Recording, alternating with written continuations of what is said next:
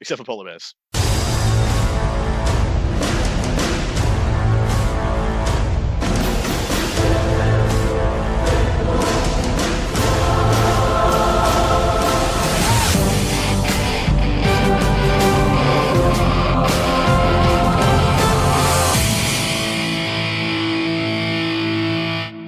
Listen up, Umi.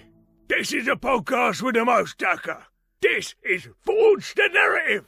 Hey everybody, welcome to Forge the Narrative. My name is Paul, your host. I'm joined tonight by Adam Camilleri. Oh, hey everybody. Red Powell. Hello. And Tanya Gates. Well, hi there. We are the Battle Lost Souls podcast. Thanks for joining us, everybody. If you're new here, it's a weekly podcast. We talk about 40k and some other stuff. Other stuff? Phew. What other stuff? There is no other stuff. There's other stuff. There is 40... nothing else in existence. 40k is life. Well, today when we're recording this, it's Star Wars Day. Oh, May the 4th. Or I really like, this is the May. It's pretty good, yeah. I'm a big fan of that. Thanks everybody for joining us. Please leave some comments and 5-star reviews and all that kind of stuff. And don't forget to subscribe if you like what you're going to hear over the next hour or so. This is WarhammerFest week. To date, when we're recording this, we have seen 2 pretty epic previews going over some Age of Sigmar stuff and some 40k stuff. Maybe we kick off with the 40k stuff we've seen, and let's hear your all's thoughts. So first up, we had the wouldn't be surprised for any people out there, but the release of the new codex, new Sisters Codex, has been announced. Mm-hmm. Now this has been I don't know, pretty much it looks like they're getting a whole another half of their range added on. So they're gonna have a really big range of models. They're pretty much getting the AdMech treatment of what we saw them get in Psychic Awakening, where they got like another third of their units added onto it. It seems like they're getting a similar treatment, and we're gonna have the melee sword and halberd sisters. We're gonna have the baby carriers, so to speak, and the castigator, the predator equivalent. Yeah, that looks so. Of the models we've seen so far, we got a preview, a taste of that one before. I'm really excited about these. What are they called? The Paragon Warsuits. That's what we refer to. We refer to the Dread Knight as the baby carriage, because it's like a giant marine holding a tiny marine, like a father or mother would a child. And we have a very similar setup with these Paragon Warsuits. Yeah, they look pretty cool. I love the design, how they've made them nicely rounded and sleek looking. They're a nice little juxtaposition to the, I suppose, the jagged edges and the hard wrought iron of the things like the pendant engines and the mortifiers. I like the contrast between the two designs. It really shows the difference in the fluff behind the models. Well, yeah, there seems to be some different loadout options. Like there's a power maul option, a heavy bolter option, a flamer, and a melta option, swords. We don't know about the unit composition yet, but they get complement of heavy weapons and then some close combat power. Which is what we usually see from things like of the ilk of a baby carrier, of the ilk of a mechanized warsuit. Is there, apart from like the double claw warrior axes for knights, or things like a knight gallant, you don't really see anything that's mono role of this ilk. There might be some out there. There might be some more out there that I'm not thinking of though. Well, even a Death Dread has like guns and claws. Oh yeah. Plenty of your armor. You put as many weapons as you can on these battle platforms, essentially. But their shoulder guns, they've got some heavy weapon, or at least some special weapon type stuff up there. So I think there's a lot of firepower in this unit. I think they look silly. No. I was like, should I say something? Should I not say something? I don't want to yuck everybody else's yum. Look, we play a game where the aesthetics of the models are part of what draws you to it. You spend a lot of time. Anyone spends a lot of time with these models once you own them, so you got to like the look, or just the stats. It could be many things, but I actually do appreciate them. I think that there's lots of kind of silly physics things in a game with the warp, and I don't know. I think this is like a natural extension of 40k weaponry, if you ask me. Yep, it sure is. So I'm gonna just go ahead and jump on Team Tanya here. Yes. So I'll lead on a positive note. So before we come back to this, let me take a quick tangent. That there was a comment, I can't remember if it was on Facebook or YouTube, but someone wanted to know, I will gush about tanks every chance I can get. And you know what? In 40K, and when we talk about the aesthetic of 40K, we have definitely the cool thing, moving forward into the future and everything. There are infantry that are effectively do what tanks do, right? So the purpose of the tank was to get across the beaten zone. That's what the Brits refer to as essentially no man's land, which was, so World War I, the ability to get across through the trenches and to the other side. The tank was more or less initially conceived to do just that, to help break the line, push through, and do that, right? And so it's continued to advance, and again, like there's this whole trick of like tanks aren't necessarily meant to beat tanks. Their uses have adapted over time, so on and so forth. But then we go into the future, and you've got these things that, you've got ceramite armor, you've got invuln saves, you've got storm shields, you've got so on and so forth. Like, why do you need just tanks to do it when? So I'm just going to cut right to the chase. Tactical dreadnought armor, right? That's what Terminator armor effectively is. And the whole point of it is, no joke, to be able to get through the breach, to be able to get through the beaten zone, take an overwhelming amount of fire. Like Terminators were for deep space combat as well, like where tracks just didn't. Yeah. Didn't exactly. Yeah. Well, when you go into it, right, infantry are more mobile. They can get in places that obviously vehicles cannot, and the game helps convey that to a certain degree with their ability to move through, ruins with the appropriate keywords and things like that, breachable and so on and so forth. Infantry can get places, and so you take exactly like what you're talking about, tactical dreadnought armor, the ability when you think about like naval warfare in space, like space naval warfare, Terminators could teleport onto other ships and then had to fight through the decks of a ship, where you're talking about linear danger areas and these tight quarters, and you've got these impregnable armor pieces of infantry that are able to just walk through it, right? And so it's awesome because it absolutely, we're talking about, we've talked about before, Adam, we talked about redundancy of effects, not necessarily about like, you don't need to bring a bunch of tanks to the fight if the Terminators can achieve the same effect. It's about the effect to a certain degree, right? It's not just about having a tank. If I've got a Terminator that serves the same purpose as the tank, then so be it. And so that's where we get into this with these suits, right? And so like, what purpose, what effect do these suits achieve? And when it comes to these tanks, these walking tanks, that hopefully these suits are doing it. I mean, so like we saw in some of the previews, the newer models, it's kind of like Sisters Blade Guard, right? Like their shields and everything. We'll talk about the Sacrosanct here in a minute. Yeah, we'll get there. Yeah, but let me go ahead and get on to why I'm on Team Tanya on these suits here. And it's not just about the aesthetic. It absolutely is about the design. And if you like it, more power to you. Because really, when it comes down to it, and you've got the models and it's the models you like, you should get it and you should enjoy it because you appreciate it. You absolutely should. I'm glad you like them because I would not want them to be wasted. I think that they've got a lot of great aspects to them. It's almost, but these things share the same issue I have with the baby carriers for Grey Knights, the same issue I have with my love, the Phobos Dreadnoughts, the war suits. I call them Phobos Dreadnoughts. But the war suits it's just an open cage, right? Like you have all that armor. You're a space marine. You have all this stuff going on. You're literally wearing a suit of armor, and then they decide to give you a cockpit that's just a metal cage. And then you go to these things, just like the Grey Knight baby carriers, and like your arms are sticking out. Like what? Your arms control the arms of the thing. What happens when your arms get blown off? Like, what do? And then we go to this next part where I totally think you should be minus toughness for not wearing helmets. Why are they not wearing helmets? Like, you've got guns right next to your head. Like, I really do appreciate, especially when you start reading into the lore. I love some of the gene manipulation and the new organs and stuff. Like the Space Marines they've honestly like written in there sometimes where Space Marines can take it, right? Like you've seen a Space Marine go into like 0G and just totally defy like space physics and things like that. That there's a whole thing to that. It's remarkable, but at the same time, like if you've got this whole suit of armor and the Space Marines already figured out with Centurions and Dreadnoughts and all sorts of other stuff, why would you have your body, literally the most vulnerable part of this, on the front of the vehicle? I have an answer. Let's hear it. The Emperor protects. Oh man. I mean, he's not wrong. But... that 5-up invuln will get you so far. I mean, even Gilliman has at least full suited armor. I wish he'd wear his helmet more often because you kind of need like the Lord of the Imperium. But then we go to, and I gotta admit, the stance, like everything this whole thing was working for me. This thing was doing the new leader of the, and I'm sorry, Paul, I know we talked about I mentioned the Sisters Blade Guard, but we got to segue to the leader of the Sisters of Battle. Morinval, the Abbess Sanctorum of the Adeptus Sororitas. A High Lord of Terra, which is a huge deal and really plays into the lore. To see another High Lord of Terra is big, but I gotta say, I'm starting to see something of a spectrum with the High Lords of Terra here.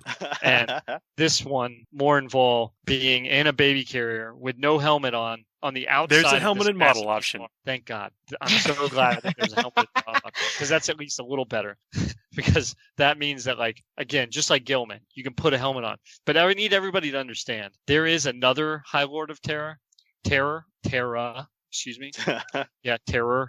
You know, some people might agree that there's something. That is the High Lord Fabricator of Mars. And that guy, that dude, if he could still qualify for that term, is in a tight, he's in a, like, he literally, like, rolls in on treads. He's this massive, like, bigger than a knight, like, machine thing. He knows what's up when it comes to armor. Like, wherever, I don't even know if he's still got organs to account for, but wherever that dude is, he's got, you want to talk about the Emperor Protects? The Emperor Protects when you got void shields, man. The Emperor Protects when you got macro cannons. You're dang right the Emperor Protects. That dude's going to level a city. Morinval's over here like, oh man, I forgot to wear my helmet today. I probably shouldn't use these missile launchers right next to my face. That's like, an interesting debate on what a High Lord of Terra is, and how, you know, they are, sometimes they're just administrative positions, and this is clearly not one. This is one that likes to get their hands a little dirty, but maybe not dirty enough, because if it was dirtier, she'd probably have bigger armor. I don't know. See, like the stuff that you're mentioning about like where the weapons are and stuff, that's just, you realize, I mean, you've even talked about this. It's like, it's true. Sometimes we're super sci-fi. Sometimes it's like lower, grittier tech, but all to give us that grim, dark aesthetic. No, and I mean, really, I don't is mind like, it at all. It's a cool pose. I didn't know this was a High Lord of Terra until you mentioned it. You know, from because I was just gawking at the gloriousness of this model. I love the weapon. I like all the. I don't know if how fun it'll be painting some of these little filigree and stuff, but I'm looking forward to getting this on the table. Her armor You know looks what amazing. she does have? What She has a tactical rock. Okay. She does a tactical rock. Oh my god, she does. It's back, guys. It's the new Primaris Lieutenant. It is. Tactical rock. Tactical rock.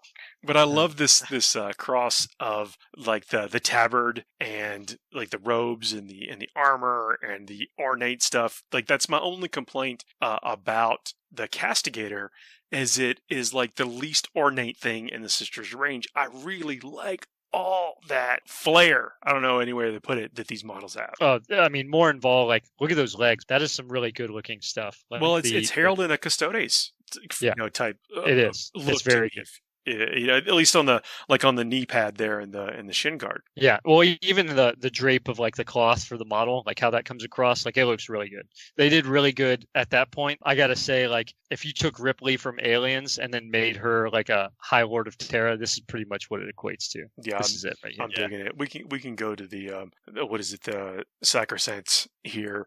Going by what it says here, these are the ones with the maces and the shields, with what seems to be like an ability to sub out pistols, like plasma and flamer pistols, behind the shield. I don't know if that's for all the unit or just, you know, one per or whatever, like we see in some things. I think these are cool as they feel like you know, kind of like Inner Circle. You know, you got Dark Angel, they got Inner Circle stuff. They got the hoods, they got the tabards, they got all the extra little bits and pieces, and of course they got a nice big fatty mace and a shield. So like a Deathwing Knight equivalent. I think they look awesome. The candelabras, always questionable why you'd have like in the same realms of, you know, suspending a disbelief about the walkers. You're like, you know what I'm going to do in this night fight? I'm going to put some candles around my head. Bring it on. I'm going to illuminate the exact area you want to target. Y'all are some haters today. No. If you it's want fine, to it's summon fine. the Emperor, you got to bring some candles. I get it. I understand. The guy likes candles. These I love these models. I'm not saying anything bad about it. That was just a little jest to get involved. So I was feeling left out. I'm usually the Red and Tanya up again. So in the little blurb here, it says their ability to perform heroic interventions makes them bodyguard without peer. And as a Blood Angel player, let me tell you, when your whole units that can heroically intervene can pull off some pretty tricky stuff in a battle. Yeah, it's sick. Heroic intervention is one of the coolest abilities, the most fun abilities to have on a model, I think. When this is a unit. Yeah, they just do it. So, I mean, you get them up slightly in position, then you get some free movement when you're, just as a for instance, if somebody's trying to come in and countercharge you or get the assault off on you, you weren't quite able to get there, you kind of bait them into coming close and then heroically intervene, which seems to be a pretty stout close combat unit. Yeah, no, really, imagine if there was this prominent army in the meta right now that was heavily melee focused, that was all about moving into the getting there, but really didn't only wanted to fight what it wanted to fight, but then this other unit could do this exactly what they can do, which is heroically intervene and inconveniently mess up all that. Imagine if that was a thing. Yeah, looking at the pictures here, I don't know if this plasma pistol are just for the sergeant. I think there's some missed jest in there. No. Definitely not. No, the meta isn't. No. I'm sorry. Yes, the Sacrosanct are going to be awesome. They're going to be great. They say, I said I compared them to Inner Circle Knights a second ago, but I actually think they're more going to be like Blade Guard. It might be like the Sisters version of Blade Guard, if anything. They're walking, they're not in Terminator armor. You could argue that, they got power armor and they got a storm shield, so they probably, if I'm going to guess, they're going to have a 2+ armor save, possibly a 5+ or 4+ invulnerable save, which could be sick. Yeah, I think this is going to be a cool unit. No, when I see a melee army or a unit like this, when Repentia already exists, I try to think about how could they differentiate themselves? And that just solid save with the heroic intervene. Well, so there's nothing in Sisters, to my knowledge, that starts with a 2+ armor save. Can you guys think of anything? Not that I know. And I guess we don't know what kind of shields these are yet, but. Well, you can tell by looking at the back of the shield that it's going to be some sort of invuln, because it has the same thing that's on a brute shield, on a Bulgrin. Yep. Little power knobs are there on the back. Yeah. Nice little pickup. I like the customizable pistols as well. I think people might want to start dusting off their hand flamers. People want to start polish those hand flamers up, start stacking some more of those in there, because the age of the toughness 3, the good toughness 3 model is right back in the 4. Might be a very good plan. So you think that just the extra shots, and then because you'll see a ton of T3 models hitting the stage again. Yeah, well, look, we've got Nids on the horizon still yet to come. There's a lot of toughness 3 things in AdMech. There's a lot of toughness 3 things in Demons as well, which we know there's going to be Demons in this next Book of Rust. Belcour is getting its own kind of army of renown, which I'm crazy excited for. I think so many people are losing their mind over that one, and totally fair enough. Because when you get a model as cool as Belcour, as good looking as Belcour, you want a reason to theme a whole army around that centerpiece. He's just too handsome. I did pick up a Belcour. I tried to resist, but there was no. There's no. I'm resisting. How are you doing that? Yeah. Well, somebody came into the store and spoke for the copies before I did, so that really helps. Oh, that does help. Yeah. Does. No, I'm suffering that same issue. If there was one in front of me right now, I'd buy it. Yeah, fair. Going back to the models, is Estrid Thurga and Agatha Doland? Oh, These names new heroes. Yeah, that's I feel like the banner is going to be one of those things that is just it's going to be hard to paint. Yeah, I agree with that entirely. This model again looks amazing. We can assume some type of aura effect. Yeah, you got to assume it's going to do some good stuff. But what is what do they call it? Is it a simulacrum? No, it's there's a word for their banner bearers now. I can't even remember what it is. It starts with I or something. Magifier. Magifier. That's right. And they do a bunch of stuff now. I think some of them let you ignore rend. Some of them give you a bunch of different stuff. So yeah, there's some really, really awesome stuff this thing could bring to the table. So they fight hard. It says the Adeptus Sororitas in her presence all fight harder. Oh, so maybe it's more like a Space Marine one where they get to fight on death, or they get extra attacks. Or cool. I like the idea. Yeah. Honestly, this is an army that has a ton of amazing synergy auras like that. So to add another one, it's going to be it's going to be pretty stacked, I think. It says, I mean, look, this is just text and we don't know what this means, but the tide of battle can be turned in an instant if this banner is in the right place. It kind of speaks to me like it's like a once per game ability. Yeah, We'll see. so. Could be. It's Vengeance for Cadia. It's a banner of the lost 113th. That would help. Yeah, I'm digging that. Yeah, it says whether you're a player or a painter, they are perfect for your collection. And I do agree. I think this is a model where people will absolutely show off on. Yeah, me too. I think this banner is just like a absolute dream. Look at the size of that panel and what you can do with it. Do Sisters have many good transfers? I haven't seen a Sisters transfer sheet since they originally came out, like the original range. I don't think that they do. I don't know. Okay, I don't know that they don't, but I'm not sure that they do. Maybe that was a custom one, the one I saw anyway. Never mind. Maybe they've never had a transfer sheet. I just don't know. No, I think they have. But, I think because that was before there was quite as much sculpting maybe on their stuff. Like the rhinos and things didn't have sculpted elements. You got a Space Marine rhino. Yeah, of course. To put stuff on. But again, I don't know that they don't. I guess we don't have to guess. I could check. I'm looking. Yeah, exactly right. As the figures became more and more sculpted, there's probably less and less need for a transfer sheet. This banner has to be sculpted. Oh, really? It's got. Do you think that imprint is molded on?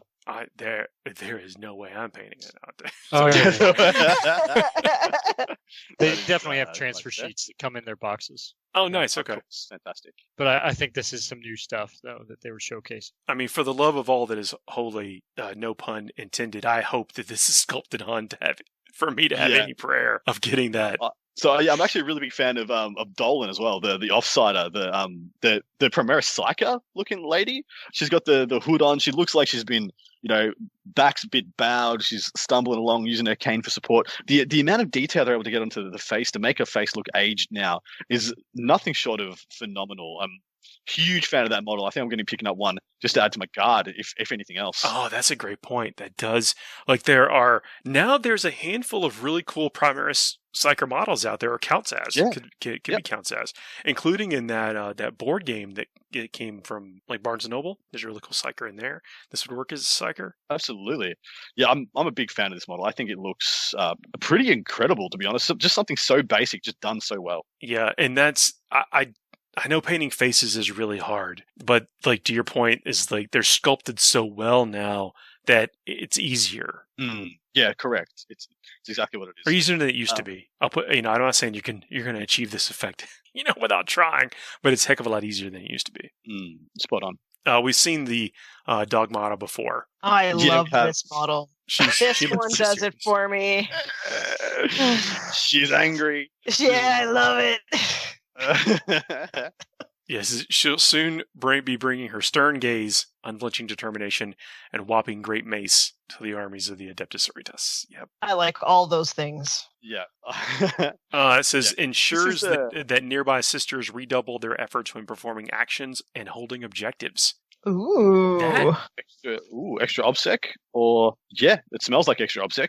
But isn't this, fluff-wise, this is like a chaplain, yeah? This is somebody who decides who joins the Repentia and, becomes a mortifier and all those things, yeah? I don't know what the lore is with this, but I'm kind of intrigued by the redouble their efforts when performing actions. I think that's a very interesting word, very interesting use of words by G-Dub there. Yeah. Again, we go back to the overlapping effects that like sisters have built in. I mean, we've seen it with Space Marines. I think that we've talked about it before. In the competitive and lore-wise, the sisters have a lot of great stuff going on. And so it's really cool to see them get showcased in this. Like, we knew AdMech was coming next, but to see this roll out and see a lot of the benefits, some of the stuff that we've seen like this is not a surprise model to us like Morgan Ball was, but this is still, it's really cool to see them talk about some of the effects that they're going to have. And imagine between the, what's the funerary piece, the one with the tomb on it, St. Catherine. Yeah, Triumph of St. Catherine. Yeah. There you go. Yeah. Triumph of St.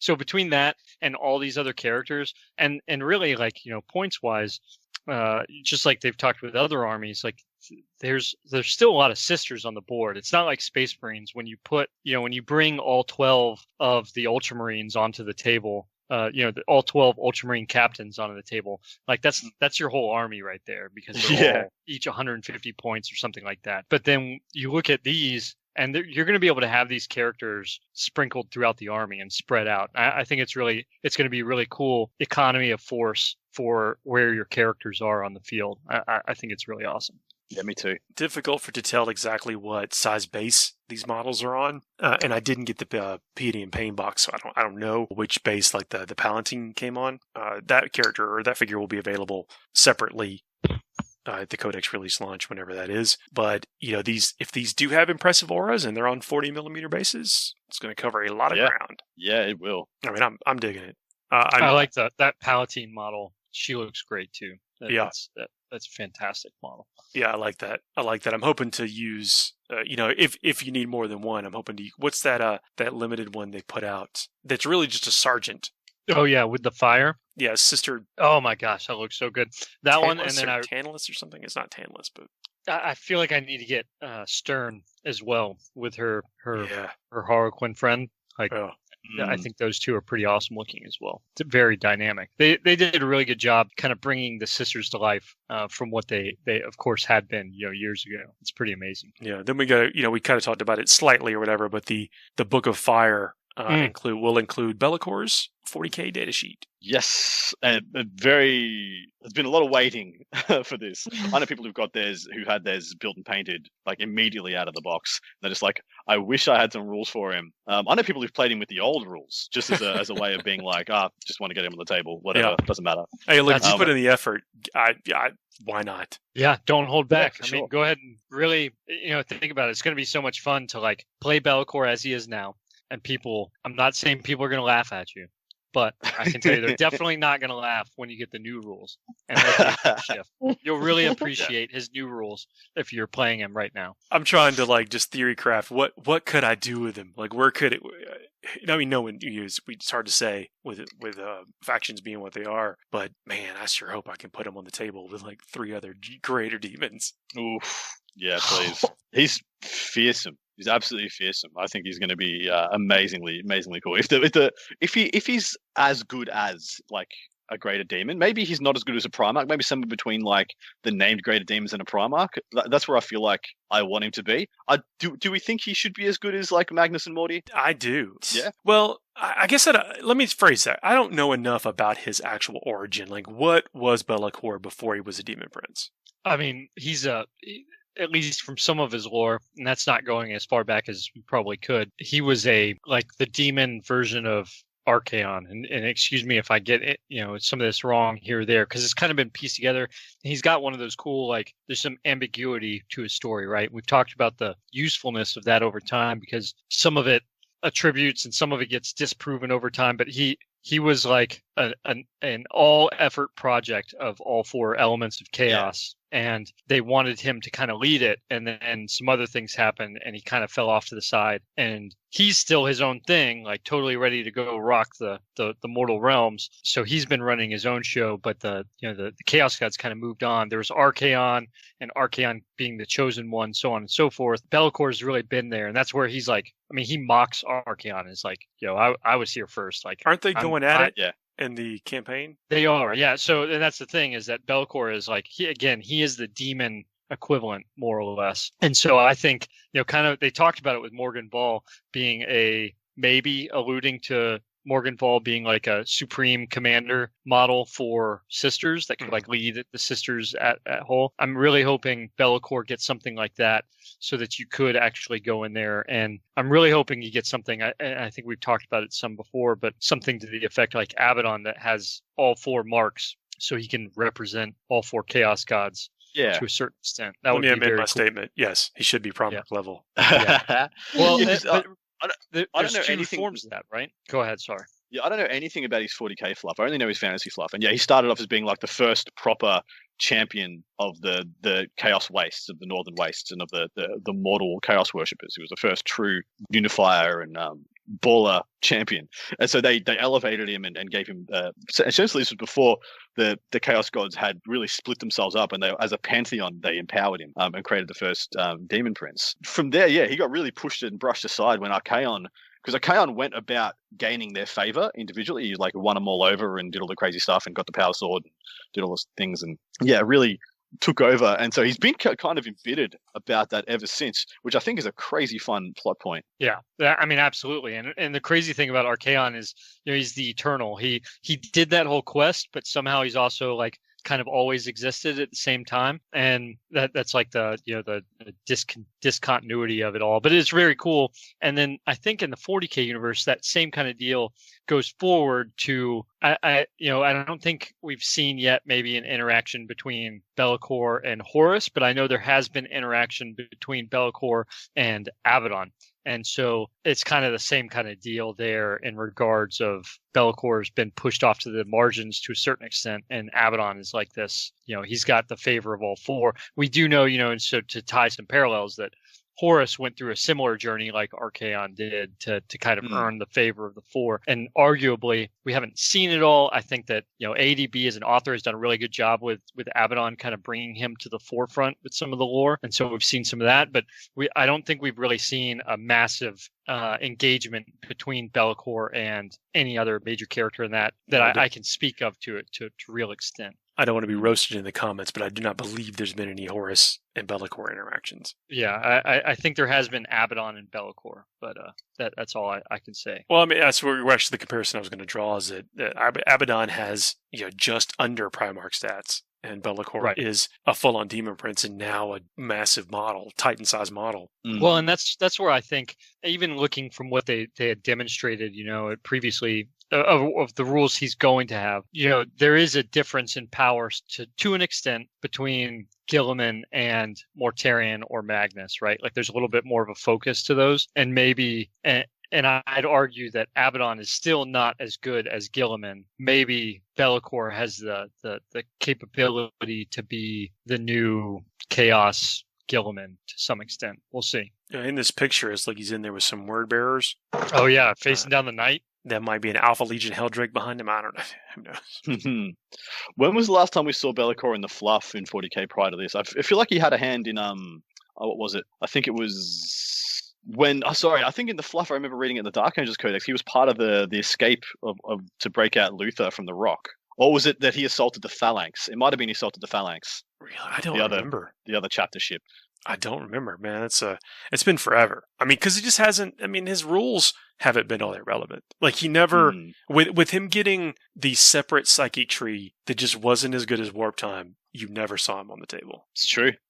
Yeah. And I can't. We don't know what it's going to be, but at the same time, I think he's going to make up for whatever psychic tree he gets with some cool combats, or some probably way better stats. Yeah. Him getting an army of renown is pretty sweet. I like that a lot. I think that's cool. No, that's going to be amazing. It'd be cool to check out. Let's take a break. We'll come back and talk. Well, if anything we missed, we could do that, and then we will talk about some of the Sigmar stuff we saw. Yeah. See you in a minute. FTN is brought to you by Discount Games Inc. Please visit them at www.discountgamesinc.com. And don't forget to ask Jay about ways to save even more on your hobby projects. Hey everybody, we are back. I still got everybody here. Hello. This is second day, at least, of WarhammerFest this week. It's kind of cool to have it. I mean, I like the previews. I like being able to check in online and seeing the chats and stuff and seeing people comment about the models. It's actually a pretty neat experience. I'm at work when they're going on, so I don't get to take part live, and I don't know. I feel left out. Well, they're pretty quick about putting the stuff on the community page as soon as it has gone live. Well, at least you're awake when it goes live. Yeah. Mind you, it is nice to wake up to a bunch of new, crazy, amazing models every morning. I think that's really nice. That's funny when we do those preview reaction shows, or we record when it's on a Saturday. You're a trooper. I do what I must for my people. It's the little unseen things. So everyone, say what's up to Adam. I really appreciate those because it is you're half a world away. Yeah, hopefully not forever, but for now it is what it is. And I'm just happy to be involved. Doesn't matter. Just man, appreciate it. Sleep later. But man, new vampires. So can we talk about Kragnos first? Oh, sure. Kragner rock and roll. Yeah. Oh. Man, how big is this dude? No one knows how big this guy is. I feel like that's the question everyone wants to know. How big is old Craggy. I think we have a picture of him next to some other models, and he is towering over the ogres. Wow. So he is I haven't had a chance to read his fluff. What's the deal with this guy? He's got a destruction? So what I got from the preview or the WarhammerFest thing that they did is that I think he is the Lord of Destruction. And if not, he is the chief avatar of the Lord of the Destruction. And his shield allegedly is the most indestructible thing in the universe, and even chipped Gork and or Mork tooth in a battle. Yeah, I think this dude's taller than a giant, or as tall. I need it. The orcs next to him, you pretty much don't even see them. I think he is taller than a Gargant. Yeah, I think the Gargant holding the tree might be as tall, if not a little taller, and that's because he's holding a tree over his head. Man, so this guy is knight size, but fills out the entirety of the base rather than just being top heavy or bottom heavy or having slim legs. He's just the whole base is taken up. This guy's a behemoth. I'd argue he doesn't. So if what was it? Morgan Vol has a tactical rock. I'd say Belcour's got maybe the operational rock. It's a little bigger. I would say this dude has the strategic rock. He has the biggest rock. He's pretty big. Yeah, it's a strategic mountain. Yeah. Tactical mountain. Tactical crag. So what they were talking about in there is that this guy is before the mortal realms, so has existed before Sigmar came and set this stuff up. That's cool. Yeah, is the last survivor of an ancient race. Kragnos is like nothing we've seen in Warhammer Age of Sigmar. He is worshipped as a god by the forces of destruction. So there you go, I guess he is. And it's easy to see why. He towers over all but the Mega Gargants, and tales of his might have been passed down since the Age of Myth. How freaking cool is this? Yeah. I love this. I believe that they indicated that he has a 2+ save. Yep. And so probably has a bunch of wounds and very difficult to take off the table. That would be in keeping with the size and majesty. I I have nothing bad to say about this model, and I think it's amazing. The armed with the dread mace made from the heart of a mountain, his realm splitting might becomes truly cataclysmic. Yeah. Going on to hunt a race of drakes to extinction. There is nothing that can survive, or not much left that can survive his focused rage. Yeah, I'm a fan. Big fan. For a big boy. I think I need it as a centerpiece for my Ogre Maw Tribes army. Oh, yeah. I need it.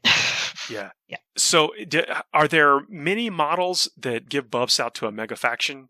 Add one to the brave characteristic for friendly destruction units? Yeah, so there's not many. No, actually, in AOS, I don't know enough about AOS to say with confidence, but only things like Abaddon, Gilliman in 40k do things like that. Yeah, so Nagash, right? Because Lord of Death, Archaon for Chaos.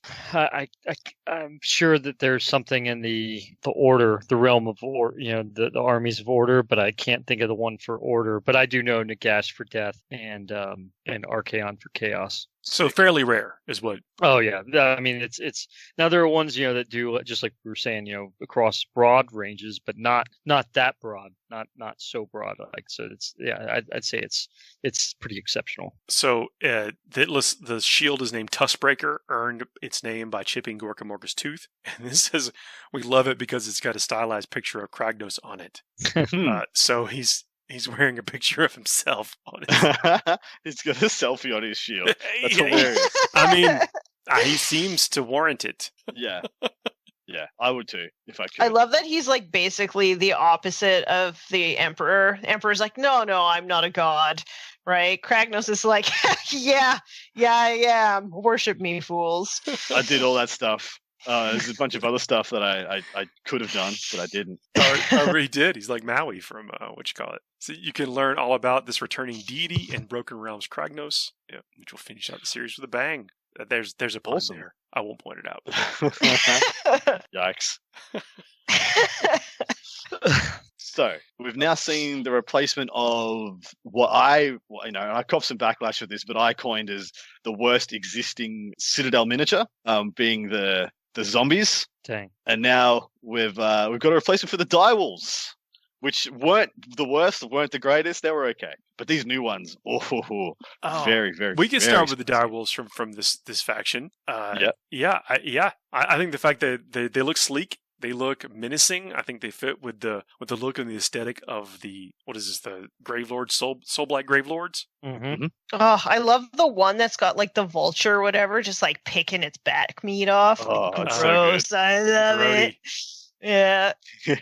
I like the oval bases too. I don't know if they were on them before, but I think that helps it kind of add to their viciousness. I mean, so and of course you're talking. I was playing before Age of Sigmar with the fantasy, and so a lot Me of too. my undead are still on square. I've not yet made the conversion, but they used to be on the longer bases. It was the longer rectangles, but yeah, no, those new ovals.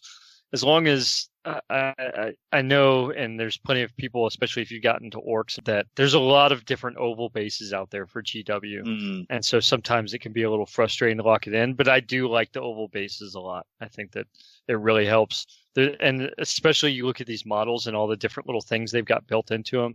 It looks pretty good. Yeah, I'm digging it. They look like they kind of be fun to paint up too with all the different textures on the model. Yeah, it's going to be a lot of fun. Yeah, exactly right. The textures are really interesting. Like, you got the nice little bit of skin around the muzzle and whatnot, and then you got different textures of fur here and everywhere, some of the wounds. I think they're really well designed. You guys, you know what? One of them has a tactical rock. Oh my It sure God. does. It sure does. About these rocks today. There's two of them. I know the rocks are getting a lot of attention, and I got to say, I mean, I appreciate the efforts that GW's taken into bases by including all these rocks. It's really good. I Well, do like it. It adds. So let's go one model up here, and what is it? Belladama Volga, first of the Belladama Virkos. Volga. I mean, I look at this model and I'm just like, That's tell a nice Cersei rock. it was me. That's what. Oh dang! Which is not a bad thing. That's actually pretty Not at awesome. all. It's amazing. I Yeah, can't unsee that one. if that old lady walked around with a scimitar and had a massive wolf that she rode around on, I'd agree with you, Paul. So she's like- said to be she's able like, to command dire rolls directly. She's got wolf 80% feet. Pelt. Yeah, She's got got wolf wolf legs. feet. Yeah. Yeah. She's 80% pelt. Like, she literally is. Like, 80% of her model is just pelt. Oh. The 2 pelts on her head and the one on her shoulders. It's pretty cool. Amazing model. She Yeah, can so- turn other living things into wolves. That's pretty Huh. tight. That's really cool. Seems awfully annoying to Wait a minute. if you're living Does and that don't want to be a mean- wolf. Does that mean that she's going to have like an ability where she can like bring wolves back with kills or something like that? That would be tight. I don't know. It says she's able to command dire wolves directly and even curse living mortals to become wolves with a gesture of her wizened hand. Interesting. Yeah. So, I mean, I just got to say, translating from Total War, Warhammer, and they did a really good job of finishing up, of doing some work on fantasy Warhammer, right? And bringing it over into Age of Sigmar. What we're looking at now, the von Karstein line was kind of known for some beast manipulation, like so, like Manfred von Karstein was one of his things. He's always had like the fell bats, which of course we've seen some of the newer ones for that. And then dire wolves were like his thing, right? Like commanding the beasts of the night or whatever. And so it's really cool to see how some of that's translating into the Age of Sigmar stuff. And I really appreciate what they've done with the Soulblight Grave Lords, because as we continue to move on, I mean, there was that character in Curse City, like the kind of the king-ish or mayor, or whatever you want to call him, the vampire in charge of the Curse City, has a lot of aesthetics similar to Belladama Volga. Yeah, that guy looks beef too. He's also another huge wolf pelt. Huge wolf pelt seems to be a theme for this, which again, I don't mind. Those are classic like vampire-ish tropes, but yet they're still presenting them in a kind of unique way. Mm-hmm. We've had some people asking for finishing moves to come back, and like stuff like this, like the gore and fur textures make for really good finishing move segments. Like just as for instance with fur, if you typically push it one dry brush past where you thought you needed to stop, you have a better pelt. Yeah. And it's just that easy. Go one slightly brighter highlight up, and you've got a much better like piece focus than you would have if you just stopped where you thought you wanted to. So I've just been scrolling. I don't want to dissuade you from the. Oh pelt no, story. we're going up. He's got a wolf pelt also. It's very applicable. Yeah, but so it's one thing I do want to know, and I want to point out to people when they paint things like wolves, paint things like bats and stuff, they're not one color. The pelt is never, like a good looking pelt is never one color. There's either an underbelly color and a top color, or a top stripe color or a mottled color added in. The only time I think I see a wolf or a beast of that kind, something that has fur and it doesn't look quite right, is because it's all the same color. It's like a polar bear. Except for polar bears.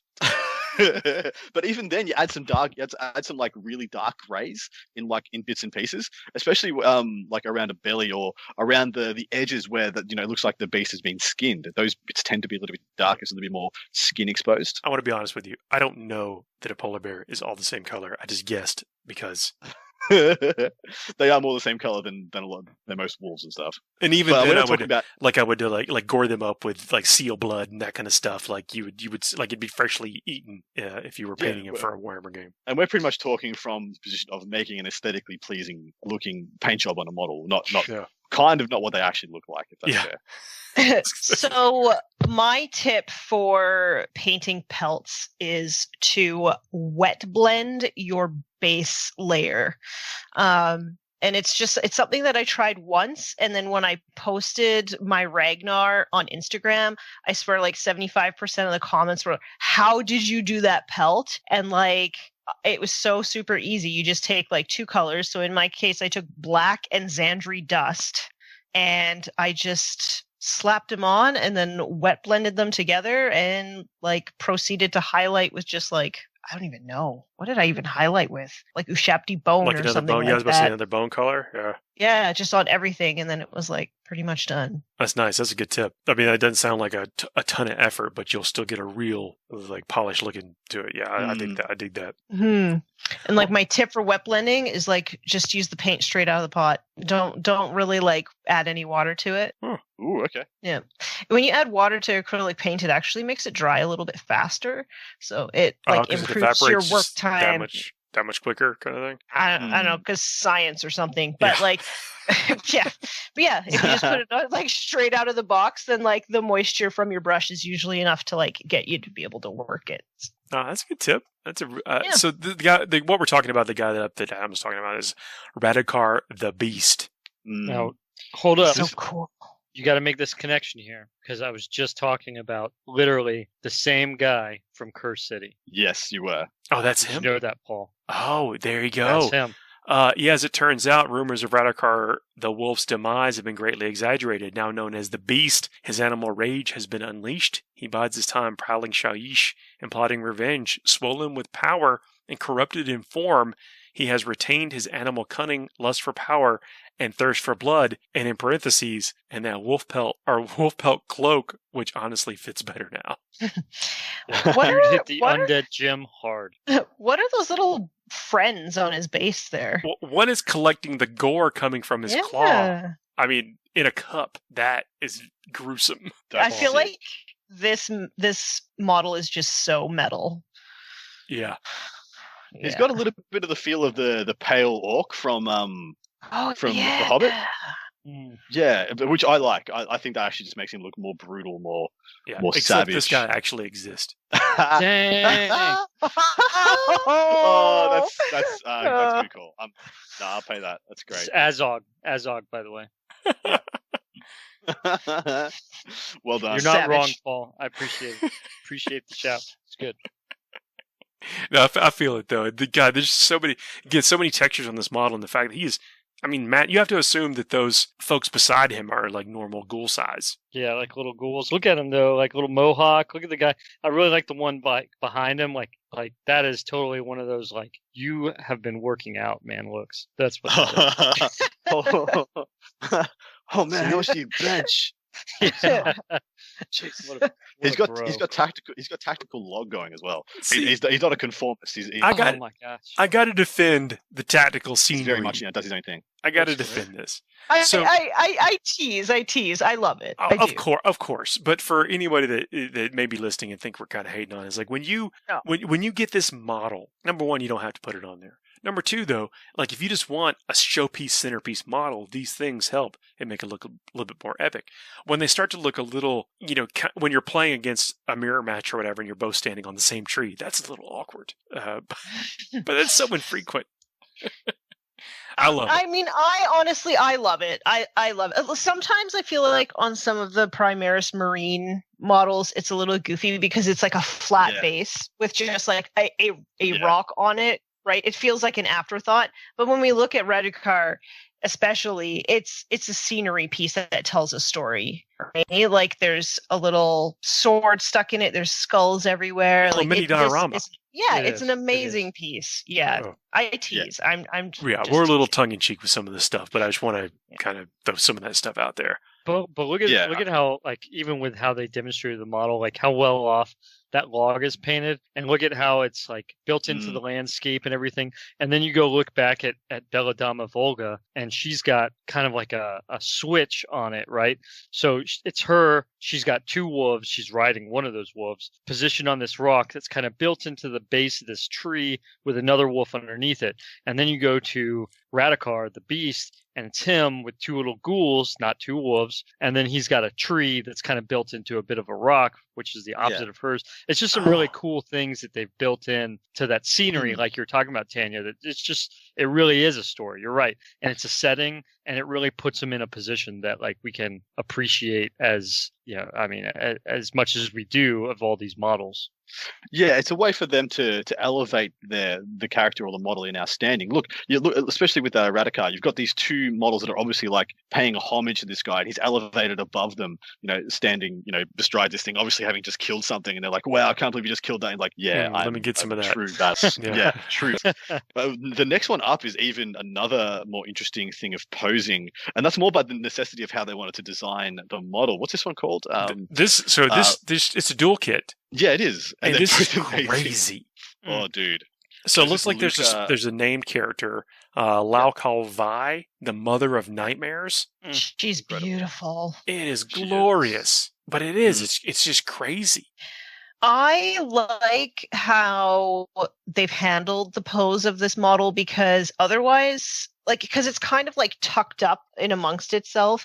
So her pose still makes her look majestic, but I feel like it's a protective pose for those like giant claws, right? They've made some concessions to how to transport this thing. I feel like they wanted to. They've actually made it so this model is going to stay intact when you move it around.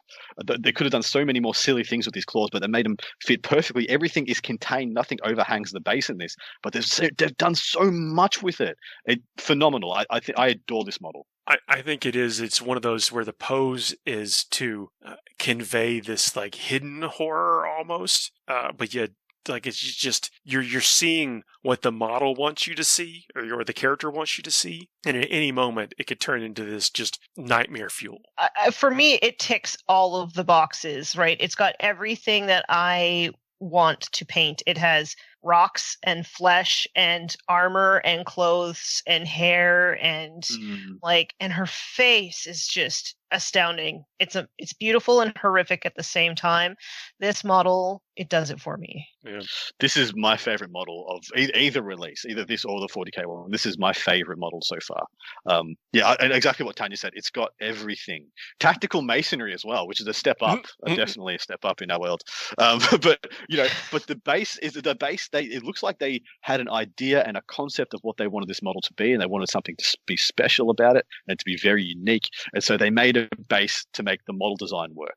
That's how at least I feel from looking at it, because they literally they couldn't have made this model on any other base, right? To be this vertical, to be this tall, and to be this dynamic while all self-contained within what I assume is nothing bigger than a dreadnought base, right? I don't know. This thing looks awful tall. It looks really tall, but the base doesn't look massive, does it? I mean, that could be 100 mil. It's true. It could be round base, or it could be a 70 or an 80. Yeah, I mean, I'm looking at it in scope. They've got a picture of her, the Mother of Nightmares amongst the army, and it does look pretty large. I think it might be bigger than a dreadnought base. I've just found that. I didn't even see that picture. It does look quite big, doesn't it? Yeah, you're fair. The other side of this kit is the Vengorian Lord, which seems to be a new leader option for the Soulblight Grave Lords. Yeah, non-named, but still amazing looking nonetheless.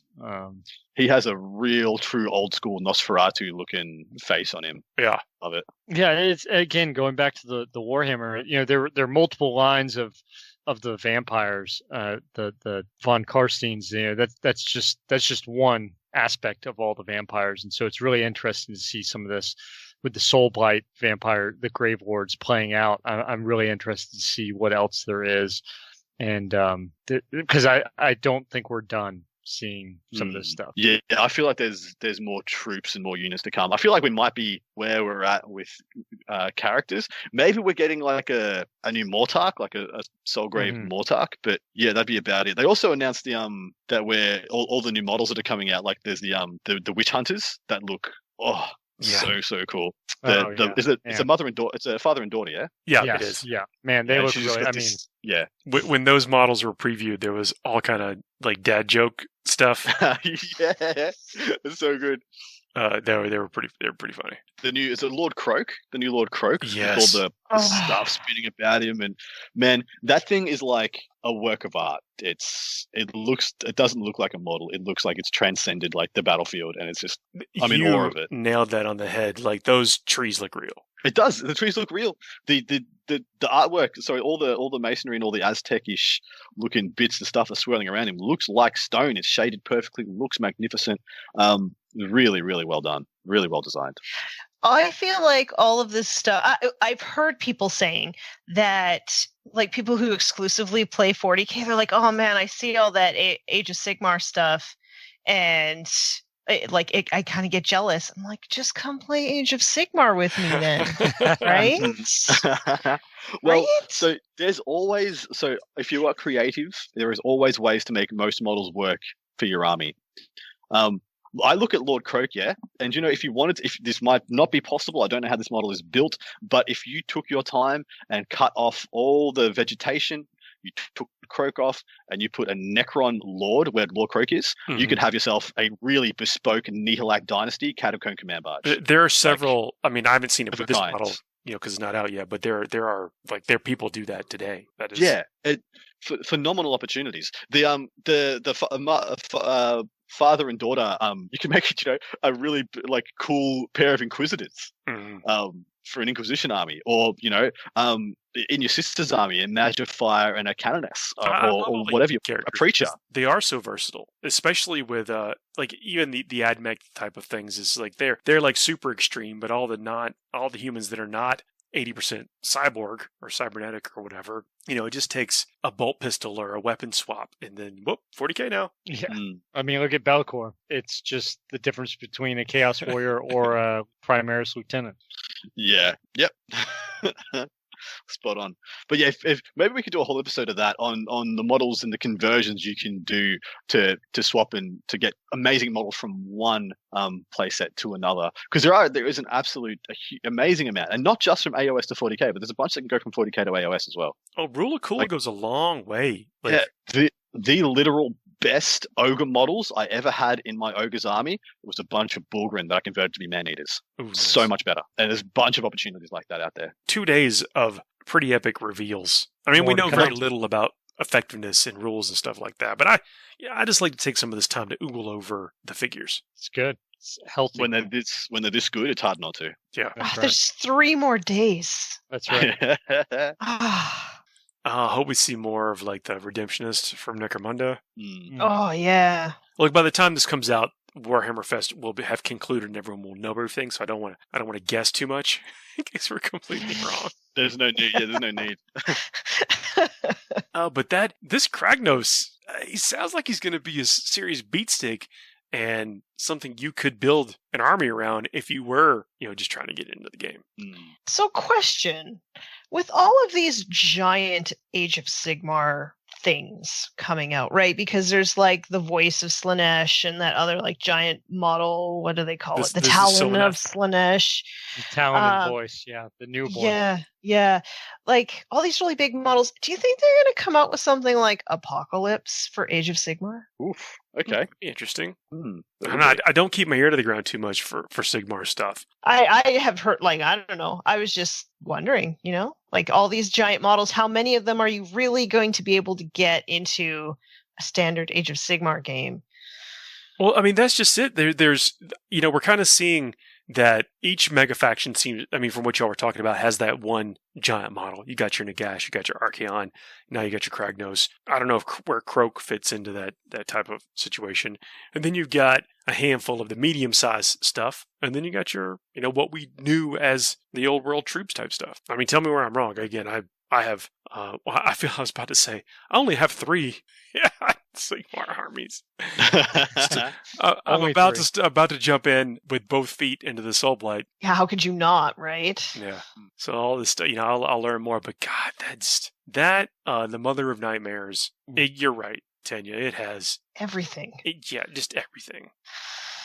Creepy, I don't have glorious. any desire to play that faction, but I really, really love that model. Well, I got to get that model on the table. Then every time I take somebody out with Belladama, I'm going to be telling them to tell Cersei it was me.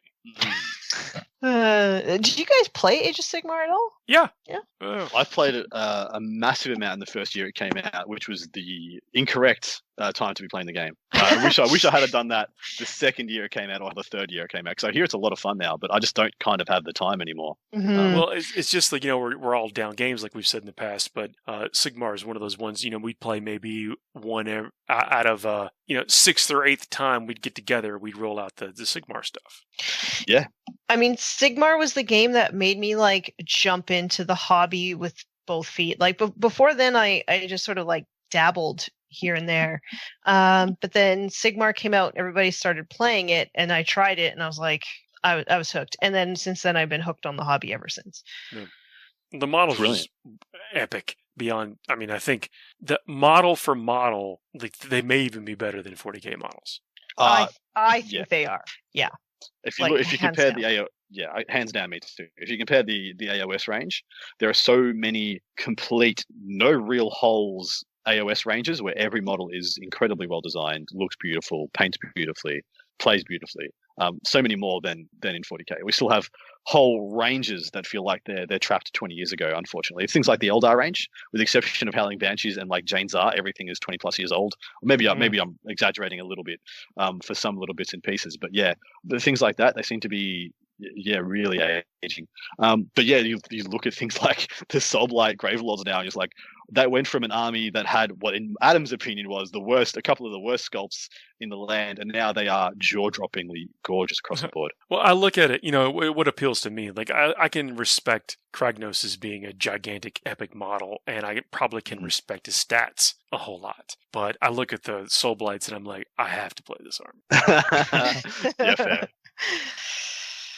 Well, that's it. I just kind of want to oogle over the figures that we've seen this week. Nothing wrong. We're all still hobbyists. We're all fans. We're all gamers. And next week we'll roll back finishing moves. Roll that back out again. Mm-hmm. And thanks for the folks that listened. And I hope it's getting some benefit. It's to try new things or try things you weren't thinking about before. Maybe you can use that trick with the pelts too on leather, like anything organic, or they used to. I guess is organic. I was going to say leather is organic. It didn't used to be organic. It still is, right? It still is. Technically, sure. I mean, just want to be accurate with everything we say. Some horrible tales from a bunch of different wars when men are starving, they end up eating their boots because it's the next closest thing to something that used to be edible. So you can always you push it one level past where you expected to stop, and it doesn't often turn into diminishing returns. You'll find where Adam resides. Yeah, that's it. There it is. Find a house, ladies and gentlemen. Sorry. Well, folks, thank y'all for joining us. Y'all got anything you want to add before we wrap this up? Just kind of stay safe and be good to each other. Spread the love. Okay, we'll see y'all next week. See ya. You're listening to Forge the Narrative. Surprise! We are back. We had to come back. It's actually been day 4 of WarhammerFest since we recorded it, but day 3 pretty much blew our minds, and so we had to talk about it. Red, it's just me and you, Red. That's right. I couldn't wait. I couldn't hold back on this, man. There's too much. It's okay. We're recording it off time. Not everybody can make it. Let's just, But I didn't want this to not be in the show. It's hard not to. I mean, this is my thing. This is it. Man, we've talked to Dan Abnett. I have a flag. I have the Tanith first and only like regimental flag hanging up behind my head this very second. So what are like, your first impressions, man? Oh my gosh. Like this, if you told me, I mean, I got it. It was like Black Library. I was, and they do show some stuff, other books and everything, but I was totally expecting, okay, something along the lines, and I'm super excited before we get into it. I mean, the new Siege of Terra book, right? Like I kind of saw that one coming. You didn't know exactly what it was going to be, but the fact that it's the Warhawk, it's Jagatai Khan versus Mortarion, like that's going to be awesome. That's going to be amazing. But that was like, that's what I think we saw kind of coming was going to be Siege of Terra. But if someone had told me that GW, even after everything we've been through, everything we've done, everything we've talked about, and I'm sitting here looking at my in progress Tanith models that from 1996, right? Those are when the blisters were. I mean, I got a ton of these things. I have a ton, and I'm sitting here looking at it, and then day 3, you're going to open up with all new Gaunt's Ghost models. Like I'm in plastic, I like today's modern scale and quality plastic. And quality, right? Like, don't get me wrong. I love the old school models. I love the metal. I love to look at it. And I mentioned it before when we were talking about the Tanith models and everything a while back. And for those of you out there that have reached out to me about my Tanith project and everything, I love it and I appreciate it. And I've gone through, people have recommended books. Like there's a conversion, like painting model book that I've gone out and gotten to help me as I go along in this project.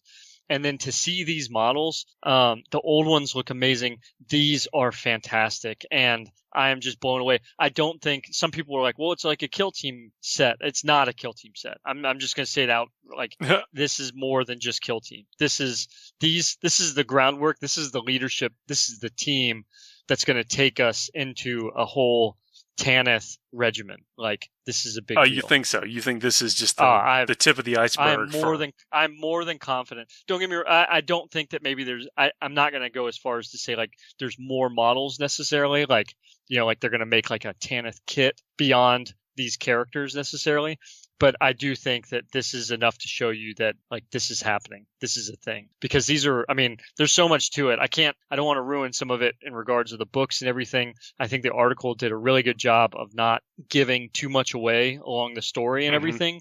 But I mean, these are classic characters. These are the characters that, it's just so awesome to see GW do this and bring these characters into the new generation. Because we're talking about, I mean, we talked to Dan.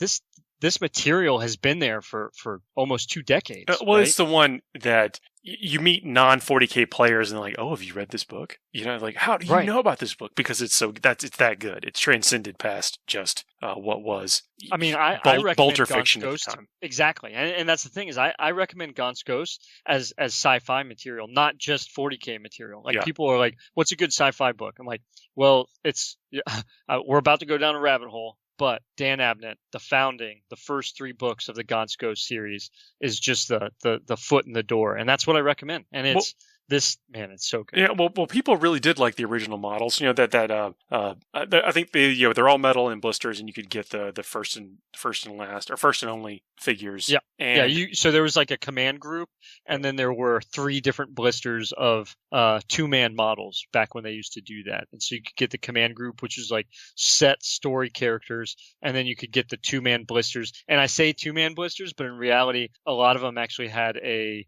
female Tanith soldier in there as well. And I think that was one of the first. I mean, how many instances of female? Yeah, very few. There's Imperial Guard models are out there, right? At least one Commissar and Severina Rain, Eldar, right? But on the Imperial line, very very few leading up to that point. Exactly. Yeah. So it was awesome. So do these models do the characters justice in your mind? Oh, I think so. I mean, I'm sitting here like I'm looking at Gaunt, and so I mean, I like the old one, and so they talk about some of the story and talk about going back earlier, and I think Gaunt looks fantastic. The hat, and I mean, I'm looking at different pictures I've got because I admit I've gotten just about every collector's edition Gaunt's Ghost book set that has released in the last few years or so.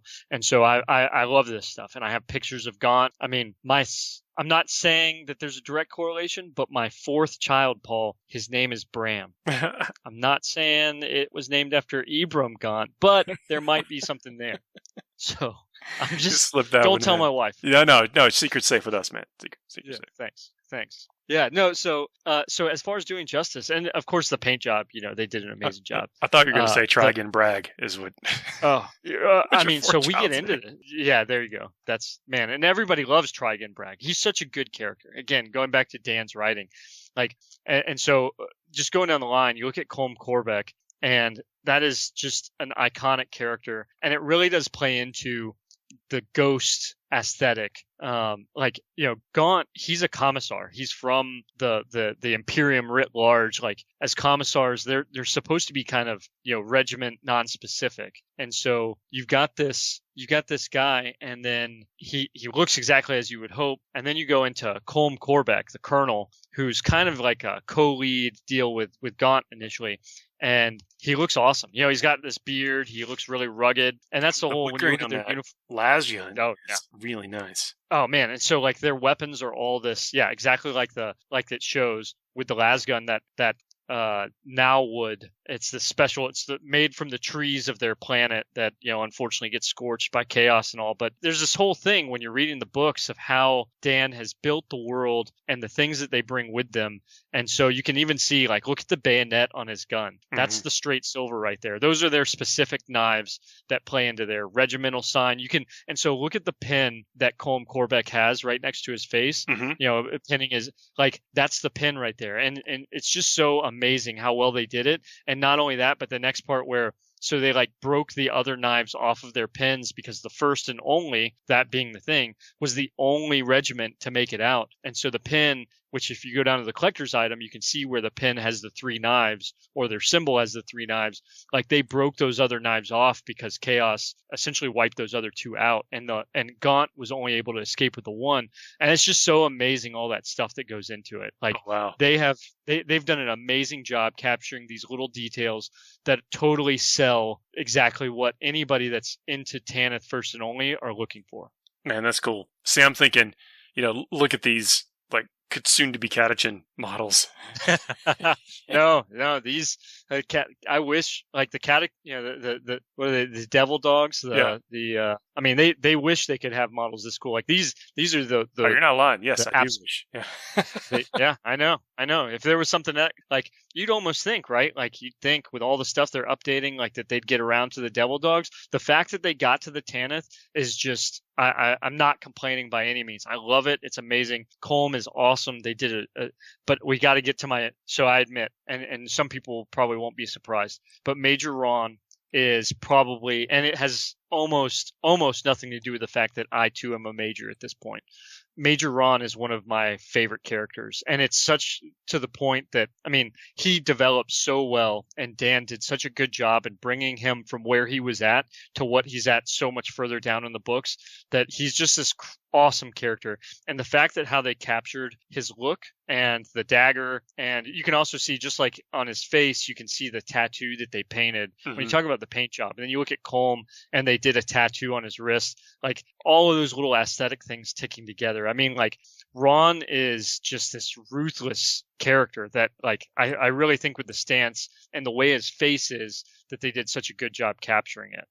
It's just awesome. Yeah, you mentioned the tattoos. The paint job on these models are stellar, and every detail is masterfully done. You see how we talked about on finishing moves before, the tattoos, there's flesh tone in that there, so the tattoos look very natural. Right. Yeah. Absolutely. Now, look, I'm not saying I could put a tattoo in anybody's face. If I try to put a tattoo in anybody's face, it's going to look incredibly unnatural. No, man. And you go down to the next model, Larkin, who is another fan favorite. He's this crazy old sniper who's just, he gets his shot, right? He is on it. I've used Tanith snipers before as snipers for Catachan, because they got the cloak, different models. It's yeah. Sure. Yeah. They've got that cloak, and I've got some of I've got both models. I'm with you. The cloak and the hood and everything look good. This is it's like they redid one of those old models, right? It's very similar pose to it, but it's definitely updated with the newer degree and design of the GW models. And it's just fantastic. the las rifle, las sniper that he's got and everything. I mean, you can still see the wood grain even from here on that rifle. And that's not just the paint. Like, you can tell it's in the model itself. And I love the look of, like, look at his knee pad and everything. Like, they just did such a good job of capturing it, man. It's fantastic. Yep. And then try again, brag. This guy looks pretty vicious. So, I mean, I admit, with my older army, I've actually, fortunately, some of my awesome friends that have helped me gather and bring these things together, I've tried my best to create this look aesthetic they did so well in recreating with Try Again Brag. I'm using Necromunda models, like old Orlok, like heavy bolter models. I bet this guy's like a foot taller than them. No. I bet he is, man. He looks amazing. Like, for him to be, I mean, they're talking about him towering. Like, Gaunt is stepped up and he's got his chainsword raised above his head. It does look like Bragg's a much taller model, and the fact that he's holding like a heavy stubber kind of deal, I mean, it's pretty awesome. That just how well they brought all that together, and you can see, look at how he's got sleeves. Ron doesn't have sleeves. Colm doesn't. I mean, it's just that goes back into the aesthetic. That is an autocannon that he's holding. Is that an autocannon? I think it's an autocannon. Awesome. It's awesome. I mean, again, just they did such a great job with it. It's fantastic. Yeah. So the cloaks. I mean, the detail in the cloaks, the way they've got the kind of subtle camouflage or embroidery or whatever. Yeah, these are. Yeah, I love it. I love how the cloaks have like been brought together and how they loop around. Like, they're not just like attached to their back or something like that. Like, these are straight up, not just ponchos, but like heavy duty cloaks. Like, these guys specialize in infiltration. And so that brings us, you want to talk about infiltration? How much of these have you read? How many of the books have you read? Oh, no, I have not read them. Oh my gosh. I know I need to. I know I just shocked some folks. I need to read them. All right. I had to take a deep breath, but okay. I'm sorry. This guy right here. Apology to everyone out there. Sergeant Scout Owen McCall. Okay. Have you seen the memes on this guy yet? I've seen several, like, comparing him to Marbo and stuff like that. So. Oh my gosh. So like Marbo's like this hardcore scout, and then like Sergeant Scout Owen McCall is who Marbo calls daddy. Yeah. Yes, absolutely. Hands down. Everybody agrees with that. It's really hard. I'm just sitting here thinking of all the amazing things that I've read that McCall has pulled off. And it's not like Mary Sue level stuff. It's not just like, oh, well, McCall's going to get into it. I am left every single time wondering if he's like, characters die in Dan's books. They don't all make it. And so like, I'm not saying who lives or dies. I'm not saying that McCall makes it through everything or doesn't, or that he does. I'm just saying people do die. And so I'm always left, especially with so many books and how far some of these characters have come. I am invested in these characters. I'll tell you that up front.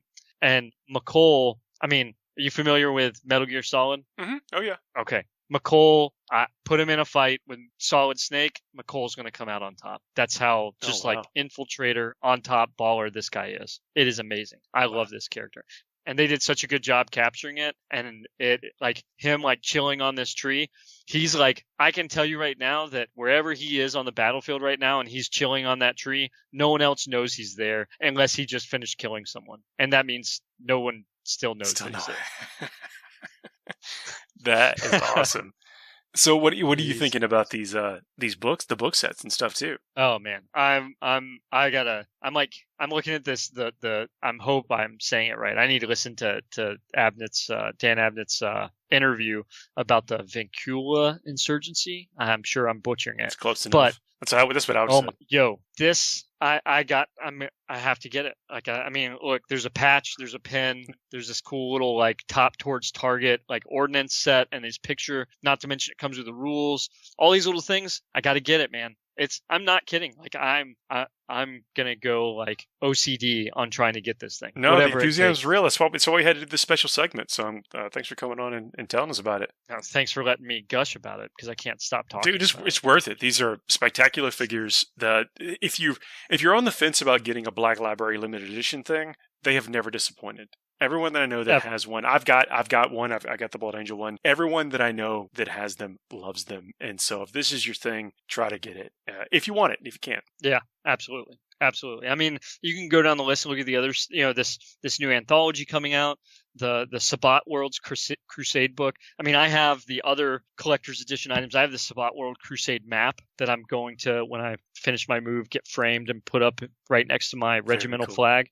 I mean, I love it, man. And the just day 3 blew me away. If this day 3, I know, don't get me wrong, I'm really happy for everyone else that's got stuff. But if day 3 was the only day, I would have been more than satisfied. Well, next week we'll be back talking about the finishing out the conclusion, including whatever we get to see coming up on the day that people hear this, the release. There'll be something spectacular, I'm sure.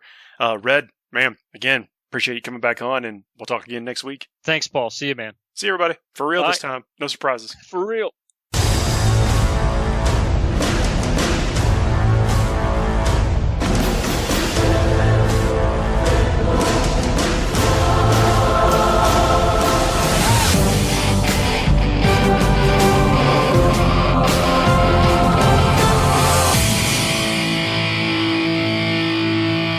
I don't know what they said, but I already subscribed.